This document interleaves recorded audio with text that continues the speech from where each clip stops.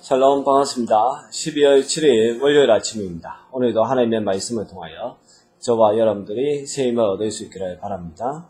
오늘 함께 묵상할 말씀은 예레미야가 1장 12절에서 22절에 있는 말씀입니다. 여호와께서 진노하시는 날에 지나가는 모든 사람들이여 너희에게는 관계가 없는가?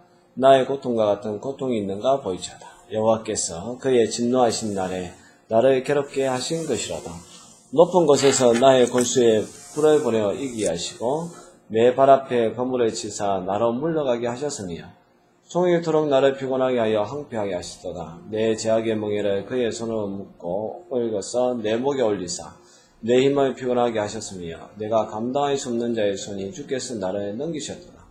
주께서 내 영 또한 나의 모든 용사들을 없는 같이 여기시고 승예를 모아 내 청년들을 부수치며 처녀 딸 유다를 내 주께서 술틀에 밟으셨도다.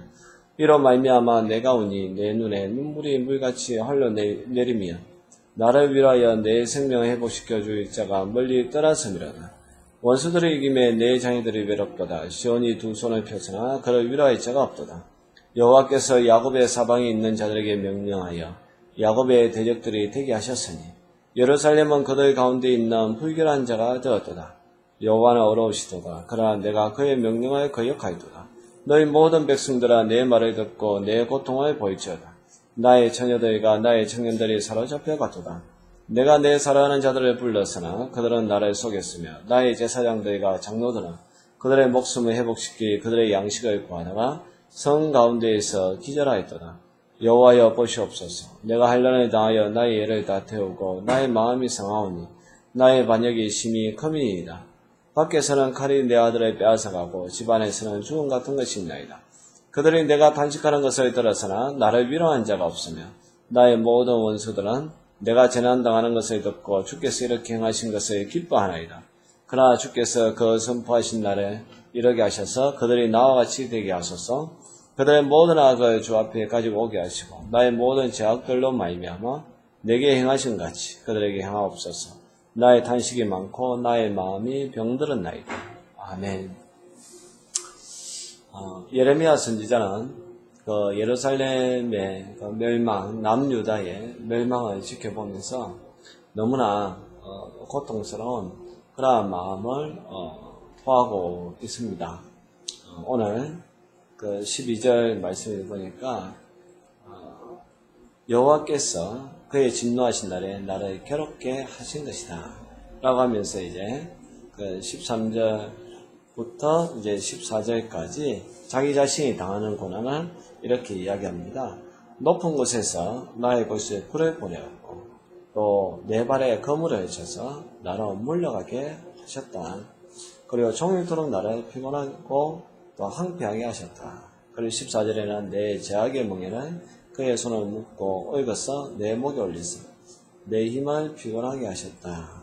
내가 감당할 수 없는 자의 손에 주께서 나를 넘기셨다 라고 하는 만큼 예레미야 자신도 엄청난 고통을 당하고 있습니다. 더 나아가서 그 15절에 보면 그 영통 안의 모든 용사들, 그 용사들도 없는 같이 여기고 또 성애를 모았지만 그 청년들은 부셨다. 그리고 또 처녀딸, 그 처녀딸이라는 것은 거룩성을 이야기하는 것이죠. 그 하나님 앞에 선택된 하나님의 백성임에도 불구하고 내 주께서 술틀에 밟으셨다. 이 포도를 따서 이제 술틀에서 완전히 없게하듯이 하나님이 그렇게 심판을 하셨다라고 이야기합니다. 그만큼 비참한 그 현실을 보여주고 있는 거죠. 지금도 전쟁이 일어나면 황폐화되는 것을 우리가 뉴스를 통해서 보고 있지 않습니까? 지금 남유다의 상황에 바벨론이 남유다를 그렇게 멸망시켰다는 것을 예레미야 선지자를 통해서 저와 여러분들이 잘 알 수가 있습니다.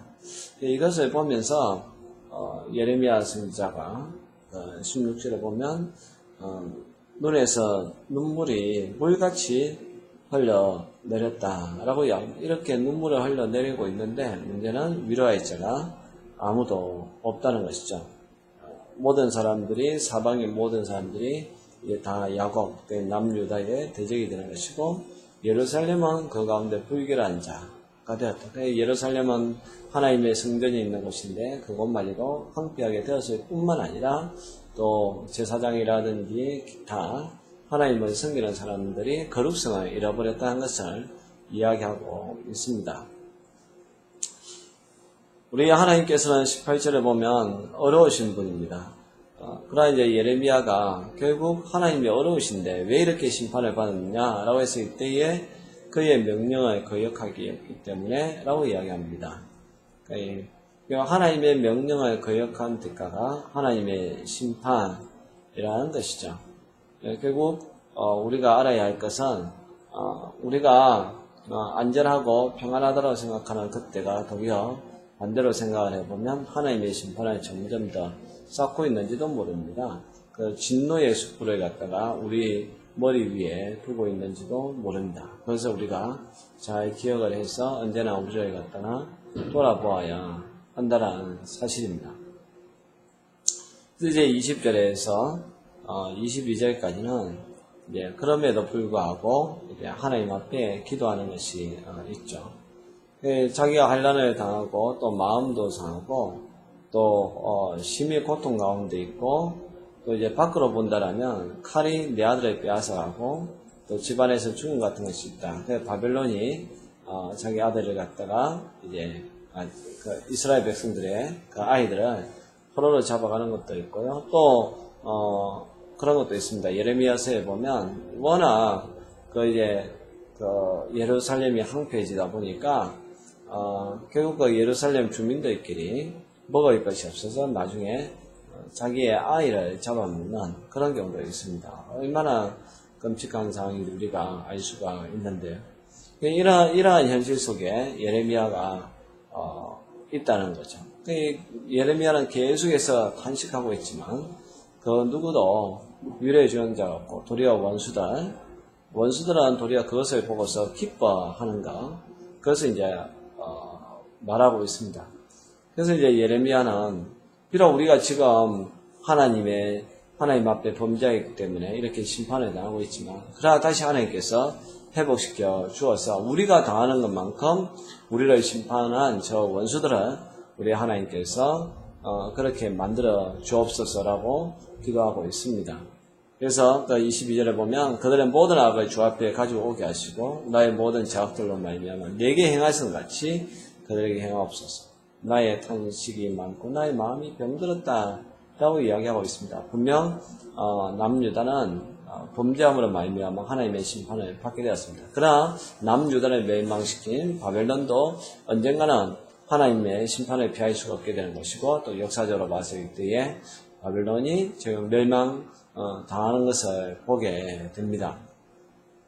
우리가 하나님으로부터 떠나갈 때 하나님은 이방 사람들, 믿지 아니하는 사람들을 통해서 우리를 심판하십니다. 그러나 또 언젠가는 그들 또한 하나님의 심판을 받을 수밖에 없다는 사실이죠.